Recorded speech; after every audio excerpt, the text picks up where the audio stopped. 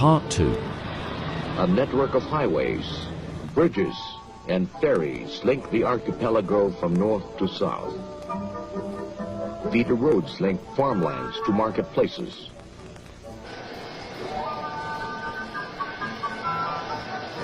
Improved port facilities have eased travel and transport by air and water.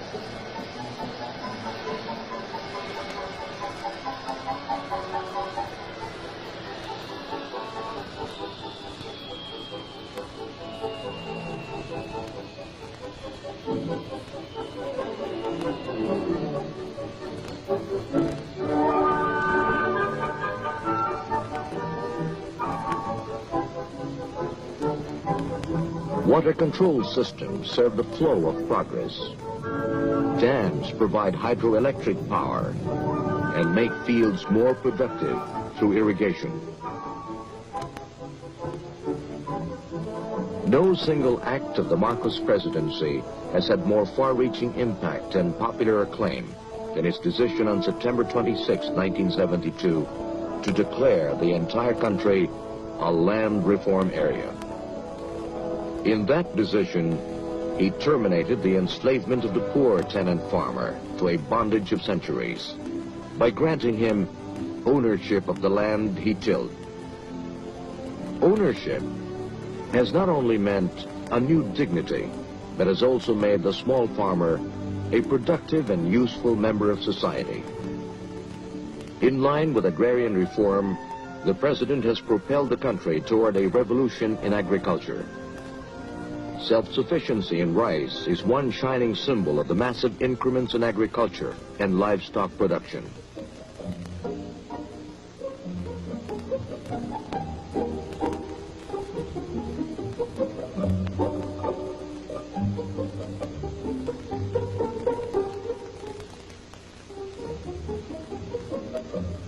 The Marcos years have seen unprecedentedly high investments in agriculture.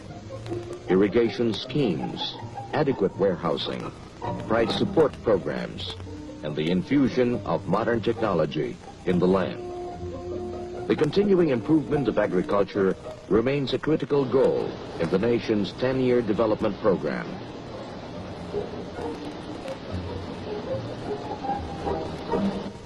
Primary health care programs, supported by the increase in the number of hospitals, and rural health centers have improved health conditions in the country.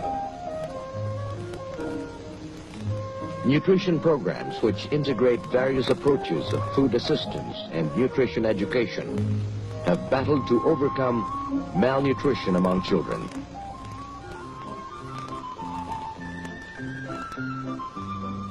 Non-formal education has opened up new horizons for the illiterate and out-of-school youths.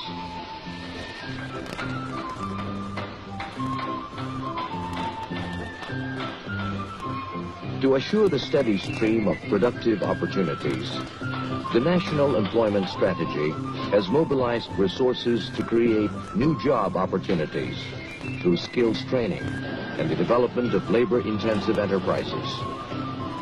The program targets families on the lower 30% of the income ladder. Under the new society, the workers' purchasing power have been propped up by minimum wage legislation to help redress the effects of inflation on the working class.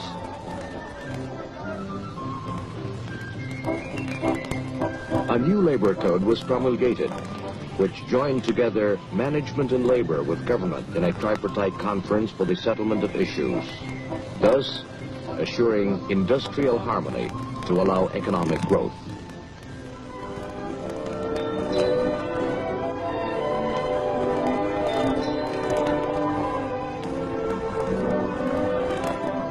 The headlong rush for economic advancement did not overlook the totality of man and his felt needs. Along the political and economic revolution, the new society launched a revolution in human settlements, awakening Philippine communities to an awareness of their potential as self-sustaining units of society, aided by a concerned and caring government.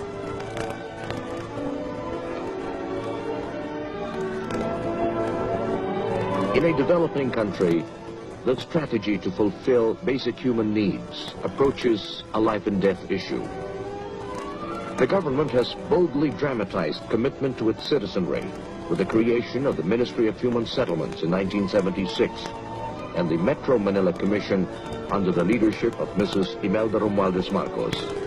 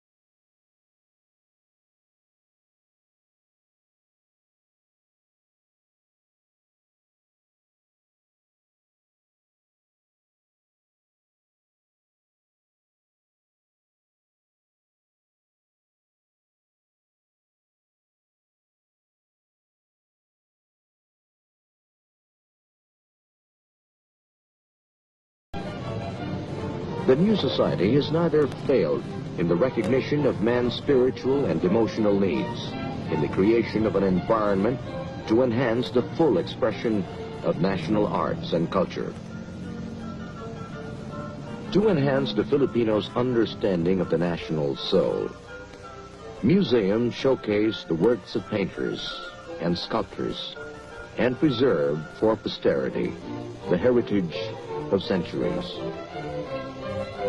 The cultural renaissance, due primarily to efforts of Mrs. Marcos to popularize the arts and improve the status of the Filipino artist, combined with an upsurge in nationalism, has brought about the flowering of indigenous arts, particularly music, drama, and folk craft.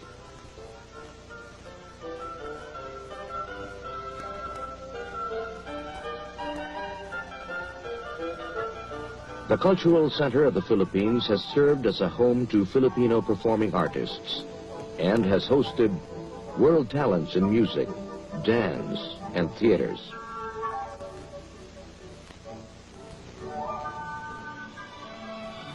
A most dramatic aspect of the new society is the respected place that the Philippines has